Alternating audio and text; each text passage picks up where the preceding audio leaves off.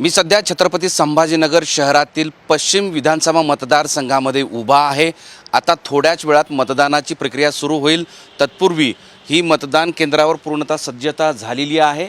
विशेष करून प्रत्येक मतदारांचं अत्यंत आनंदाने स्वागत करण्यासाठी वेगवेगळ्या ठिकाणी सजावटसुद्धा करण्यात आलेली आहे।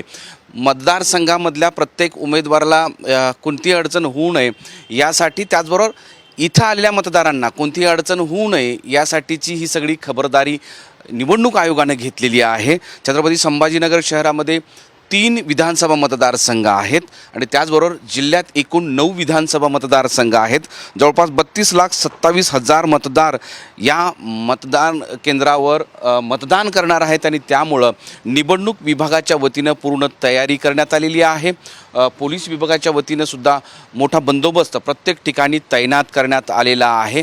7 वाजता प्रत्यक्ष मतदानाला सुरुवात होईल। तत्पूर्वी निवडणूक विभागाच्या वतीने सगळ्या टेस्टिंग केल्या जातील आणि त्यानंतर प्रत्यक्ष 7 वाजता मतदानाला सुरुवात होईल।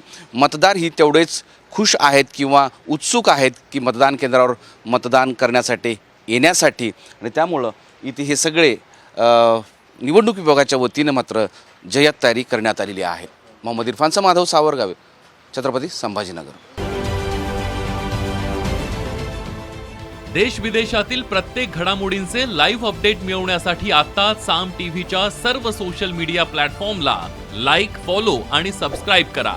तसंच सर्व नोटिफिकेशनसाठी बेल आयकॉन प्रेस करायला विसरू नका।